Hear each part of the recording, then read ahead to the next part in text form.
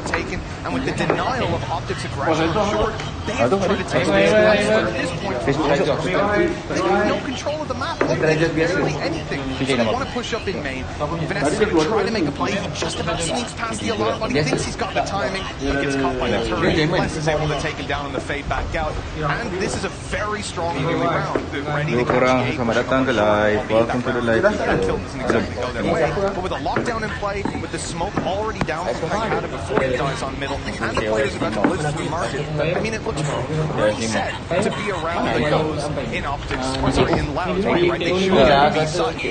Let's take a look at the they're going to try and do some damage on the way through. In fact, it's the shotgun kill, but Cruzy just runs in!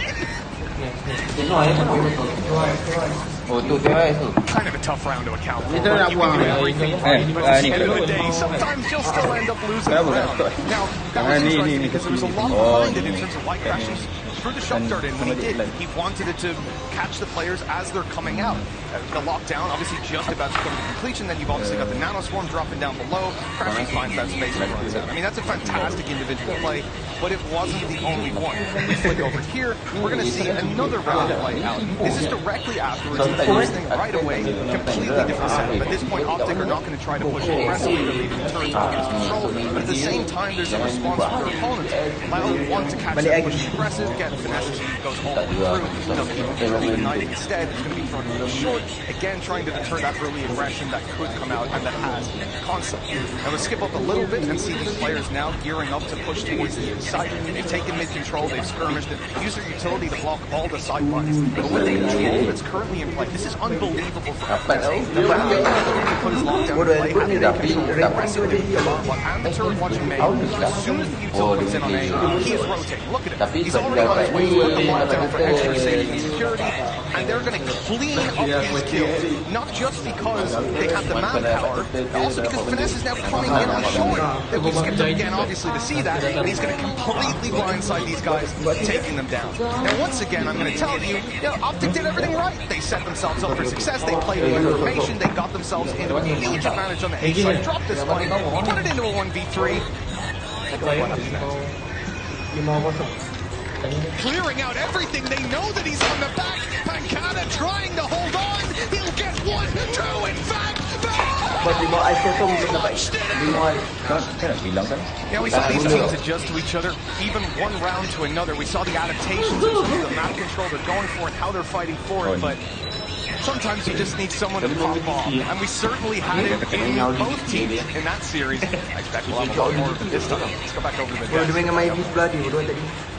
Thank you so much for that, Mitch. Again, that was a best of 3 series we saw those adaptations come in. But today, we're going to be playing a best of 5, and it's a little bit different than the best of 5 we saw yesterday, because Loud will have 2 bans and the first pick on maps coming into this. Bala, how big of an advantage is that? Yeah, that's huge. I mean, every single series before this, every team had a permaban, right? So this is massive for Loud, who actually, in my mind, in a best of 5, would have had a map pool disadvantage. So I think Loud is very happy about the situation. Yeah, and I couldn't agree more. I mean, these guys, it was always kind of at the back of our minds, I think, in terms of the map pool depth of Loud in particular when they come up against Optic. And you can see right here in terms of what they've played so far in the tournament. I mean, look at win rates on it. Obviously, but they haven't played over half the maps in the pool. Like, they have completely avoided them. And now, once more, they get to remove 2 maps they know that Optic are going to want to play. Yeah, that's going to be selection doang gila kan. We can't understate this stuff. Ni tak tahu lagi map. Dah tadi. Dua select map tadi. Also coming about theoretically than their other team as well. Then firstly, they're going to come in and have both of those bands and just that is huge for Loud, and if they lose this by far one of the best teams in the world. 2 and 3 to be on the map here. Jess Les actually commented on one of the maps getting affected. Yeah, a little bit of Les saying that he himself has struggled on a particular map before. One of my worst maps when I first joined the team was Icebox. Now everyone's probably sitting here going, what? Really? And then he said, so I really dedicated myself to performing on that map. I think that just goes to show that that man, or rather that young man, I should say, youngest in the tournament, has put in so much work on this map to do what he did on it the other day. Yeah, he was really, really solid all around. Touches, but also situations where he was contributing while not even being on inside the map. Right, And I believe it was. It was so good from Les, and I hope it continues today because at the beginning of the tournament, he was actually performing that same. Les and Bob obviously playing players in their own right, but they have been absolutely dominating in those roles. I mean, they've been putting up numbers that are unheard of. I mean, these two are in contention right now for MVP. I think we all agree on that. And speaking of Les, here he is chatting with us about his excitement competing in the grand finals and representing his country, Brazil. Acho que é a melhor sensação do mundo, né? Porque a gente nunca tinha ido bem até agora no Mundial, né? A gente nunca tinha chegado nem nos playoffs. A gente poder representar nosso cenário do jeito que a gente sempre sonhou, né? Chegando numa grande final, que é muito gratificante. De qualquer jeito, nosso objetivo é o Champions. A gente está ganhando uma experiência muito boa aqui. Com certeza vamos atrás da vitória, mas nosso objetivo não vai afetar tanto, porque nosso objetivo é a longo prazo.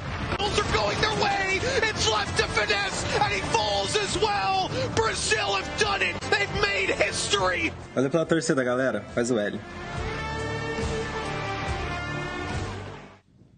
I'm just going to throw one of these because he asked us to, but of course, throw two up, baby. I mean, he's really excited about competing in this grand final, but Jess, on the other side of this matchup, we have a roster that's been in this game for a long time. They've been together, and they've also been in a grand final before. I mean, they are always the bridesmaid, never the bride. We set this up from the very beginning of this tournament. You heard us going time and time again. They've looked at what it's like to be the top, but they themselves have never donned that crown, and that is what they are here to do today. They are at their tip-top shape that they've ever been in as a roster. I truly believe now is the time for Optic to take that and run with it. Yeah, I think prior tournament performances, they've gone into a situation, and I think certain players were not necessarily contributing as well as they have been. Ye has been a monster, Victor's been a monster, FNS has even been a monster. God, yeah. But I do want to touch on the map pool really quickly because I think this is a spot where they're obviously disadvantaged with the situation in the best of 5. Absolutely, because now Loud get the option of removing some of these maps where Victor has been able to play all of this Neon as well. And that has been a huge component towards Optic getting all of these wins because they have been setting this guy up for success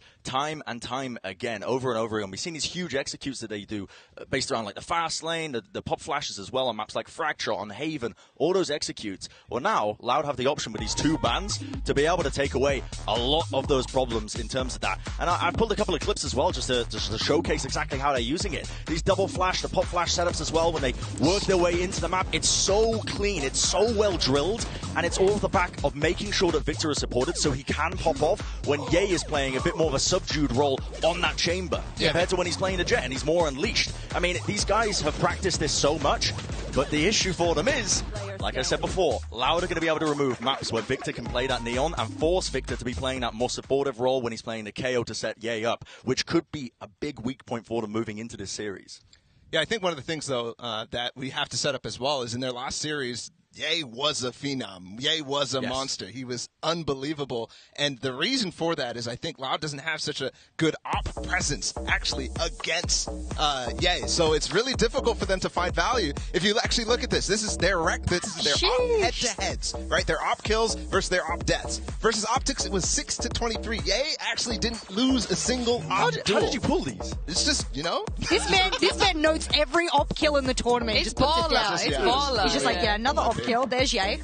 It was the same thing, though. I mean, against Liquid, that was the problem on Haven. You remember that. When they went to Haven, it was just Navera and Yampi just absolutely slaughtering with the op. And I think that could definitely be a huge benefit. If Ye is having a moment, it could be massive. Ye is one of those players we expect to step up. I think we just say it's the Ye show, Ye and friends. And I'm so glad that the rest of the team stands up and next to him because we see on your screen right now another man that we've heard from the desk time and time again, Victor, has stood up right beside him on the Neon specifically. And I know that's an opportunity for them to really highlight the entire team. And look at that map win rate, 7-1 on Neon for Victor. If they can remove him and force him onto those other roles, it is going to be a bit of a weak point for him. Just statistically, over the course of this tournament, it's already been proven, and now Loud have the opportunity to do so. Yeah, Victor's had a hell of a tournament, and here he is talking about how he plans to shut down Les. After the game we played, we all felt like we should have won the game. There was just a lot of mistakes on our part. Les winning every single clutch he was in didn't help, obviously. Something we've really learned throughout our matches is that we cannot let our foot off the gas if we have a huge lead or a map advantage. If we give them an inch, they'll take the mile. We can't make the same slip-ups we made last time against them. If we do, we're gonna lose again. So we gotta play perfect. We gotta look out for Les's individual performance again. He was literally the only player on the Icebox winning them the game. So if we shut that down, we're gonna have a clean win. Too loud, you guys beat us the first time, but I guarantee you it won't be so easy the second time. Oh, I hope not, Victor. I hope not. We are here very, very excited for that matchup, but we're also very excited for something that's coming up right after this break. The cinematic reveal of Fade, of course. Make sure to stick with us.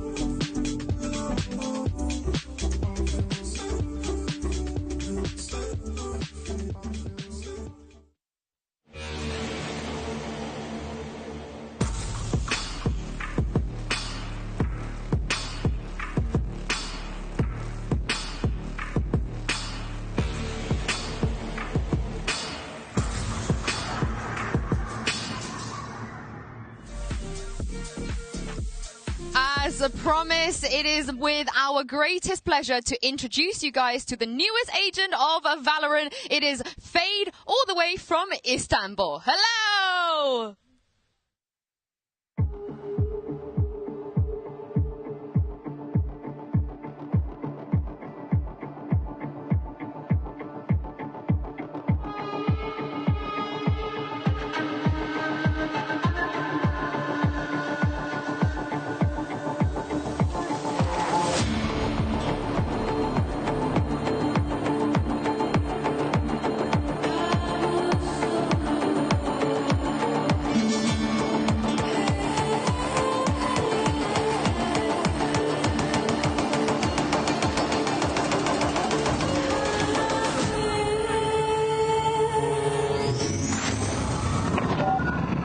Stations. I have a signal. Our blackmailer is headed east. Aeon, this is Sova. Confirm you have target visual. Ground team, collapse and converge on Vector 4.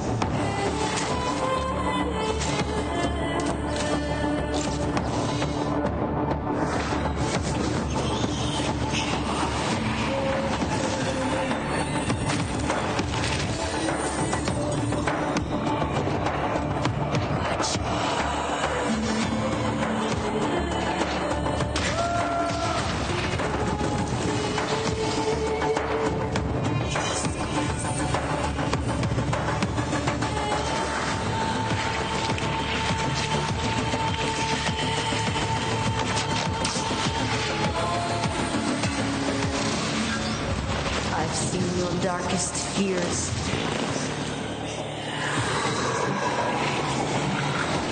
Mine would eat them alive. Covering! Chamber, it's on you!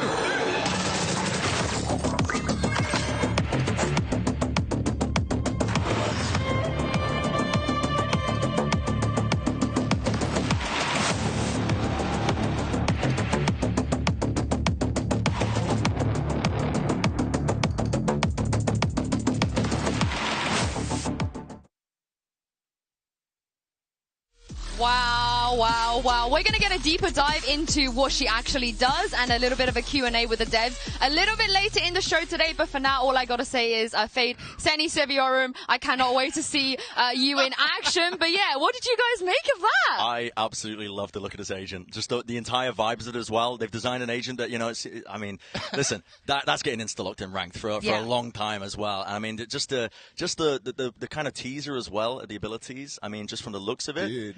I mean, it sounds like it would be a useful insta-lock. That's all I know. When we saw the video of the pros reacting, that's on like the YouTube channel right now. When they were talking about the we warps. had no knowledge of it, but it's all worked into that cinematic. It's so cool. I am terrified, and that just, I mean, with all the integration of that word has lost its meaning. But at this point, I feel like we're not terrified. We're feeling a different thing. I think we're feeling a completely different thing. When she's standing there like this, and I was like, girl, you got to stop. You're going to show us all up on the desk, that's for sure. But my God, I want to know what she does, firstly. And secondly, all those interactions with the other agents, I would like to see how that sort of happens in a unique circumstance as well. So we'll see. Yeah, I'll teach you some Turkish. You can just say that Fade in Gazelle just means she's the most beautiful. But I believe we got some reaction as well from the watch party that's happening right now in Istanbul. Turkey have been waiting a long time for this. I know everyone there. They won their region representative. They won that agent as well. And if there's anything that we know about Turkey, Bala, whichever Turkish player picks up this agent, it's just going to be instantaneously insane. Oh, yeah, and they'll get their moment, too. That region is so strong, and EMEA, they did so well as well. I can't wait to see what comes out of not only the integration with the agent, but just the Turkish region, too, in esports. Yeah, Turkey, hopefully we'll see them back in an international event. But the two regions that are left are North America and Brazil. We asked you guys earlier at home to vote which team you think will be taking the trophy today, Optic or Loud. Whoa, my goodness. Woo! I think I might have poked the bear a little bit, I think, when I said like the Optic fans haven't been showing up. And now look at this. I mean, that is insane, honestly. What time is it in Brazil? Because maybe I'm going to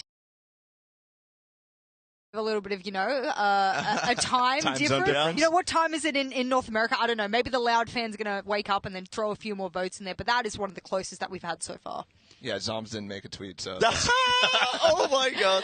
Oh, well, you guys, this is it. Optic, they're on top right now in the poll. They're going to be taking on Loud. This is North America versus Brazil for a chance to be called the best in the world. VCT Masters Reykjavik Grand Finals starts right now.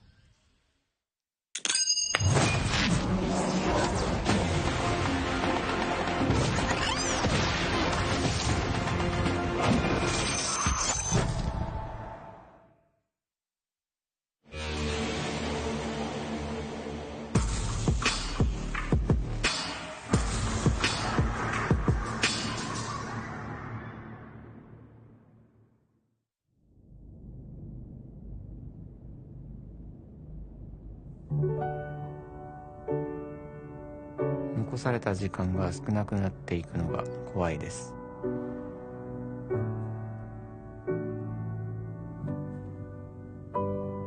My greatest fear? Knowing I could have done better.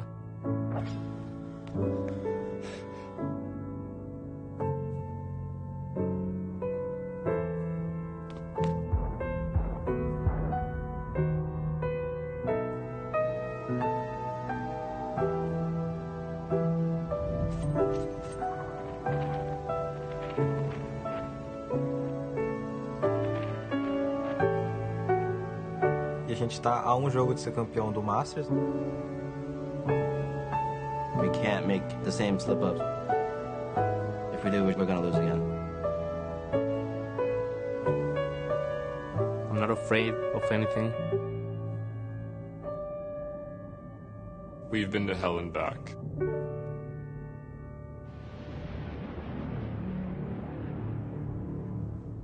And we're ready.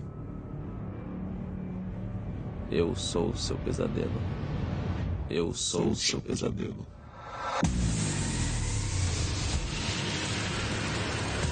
Now, get ready for a nightmare match.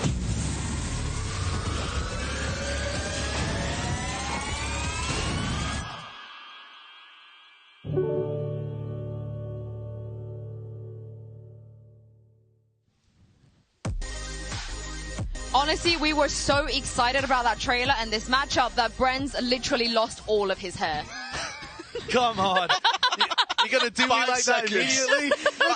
We just got here. The opener. No, me and Doug just couldn't miss out. This is going to be great, and we had to tell these guys how awesome it's going to be. Oh, yeah, we can lay the law down a little bit on the desk, because between these two and Bala, too, I mean, come on. I got to say, Doug, how happy are you that Optic won the poll on who the fans think are going to win the tournament today? They needed to redeem themselves from the last poll. It's like they didn't show up at all.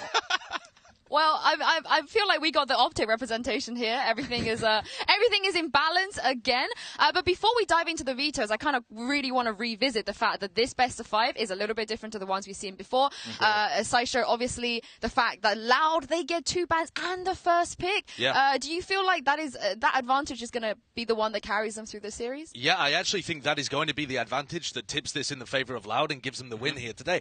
I mean, you already broke it down that they've won on those 3 maps, and now in the BO5, they're going to have all 3 of them. They could lose the other 2 and they'd be still perfectly fine. But the point is, they earned that advantage. They beat Optic in the upper bracket. They beat them down. Optic had all the chances in the world to ban whatever they want and, get the map veto in their hands.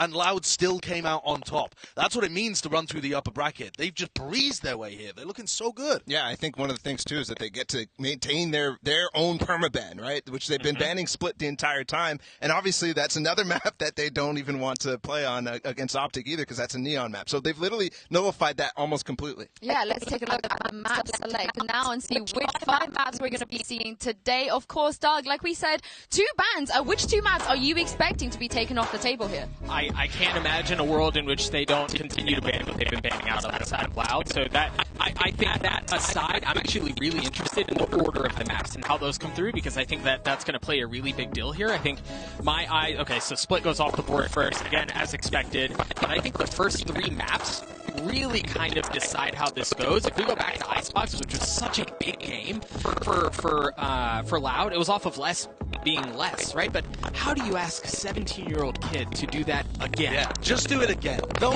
worry about it. I mean, you saw Sassy's reaction at the end of it when he came up and he just hugged Les. He was like, dude, you played incredibly. Now, please, could you do it again in the grand finals on stage? Yeah, I mean, that's such a big ask, too. They did ban Fracture and now Ascent. I think that's probably the first picks out for both of these teams are going to be the most interesting, because those were the in a sense, this is confident for them. They're undefeated on that map, and they continue to beat Optic on that one as well. The only interesting thought process here from Loud is whether they remove Fracture or Bind in my head, because their Bind has just been tested, essentially, throughout this tournament, and when they ran it in Brazil as well, they were in a weird position where they throw the KO in there, there's no Viper, so Optic are going to opt for this. I think this is a great pick. You have to be able to punish Loud's maps that they have kind of left open here. There are very slim opportunities to punish Loud's map pool. You have to take them when they're open. How big of a punishment do you guys see this as, though? Because obviously the 2 maps have been taken away from Optic already before the game's even started. Yeah, I mean, you have to have a big punishment in this case, and I think it's kind of a risk, though, because, again, you haven't actually seen it. And Loud was so good in their region. They were unbelievable. Aspas turns up to another level on that map, so to test that is a little sketchy, in my opinion. Oh, yeah, then we go to map 3, which is Breeze. Yeah. And that's Optic just, hasn't played it, right? They haven't done anything on it at all. As much as I believe in what they do in the lab and stuff, I don't think it's because they're hiding something on Breeze. I think it's because they're bad on Breeze. The last time they went up against Mech and Masters, Mech had never played Haven, and look what happened there. Maybe in this situation Okay, that's a hard goal. That's not your band right now. I'm trying to play the balance. We've seen Optic play Breeze once. They played it against the Guard in a BO5 at the end, and they were like, okay, we'll let it through. We'll see what happens. And they flopped. It wasn't looking good. And I just, there's no reason to believe that Optic would have spent this tournament putting work into Breeze instead of fleshing out all of their other maps. That's how they got here, is by putting that work in the lab, like you were talking about, Doug, across the rest of their map pool. Yeah, it's really interesting, too, that Haven is the last map that Optic is where Loud actually got stomped in the one time that they played it in this tournament. They got stomped on Haven by What Team a map Liquid. 5 that could be. Exactly. With the Neon comp still in play, I mean, there's so many variables, I think, that they're considering leaving that to the last map. Yeah, I genuinely, because of the way the order of the maps came out, I wonder if we get to map 5. Again, there's so much that has to go right on Optic side. If Life has another performance like that, we're not going to get there. Like, it's just not going to happen to be able to close it out in 4. Hopefully it's going to be a long day for us. I want a long day. But the teams are getting ready for their walkouts right now. We are taking a quick timeout. Walkouts and map 1 is up next.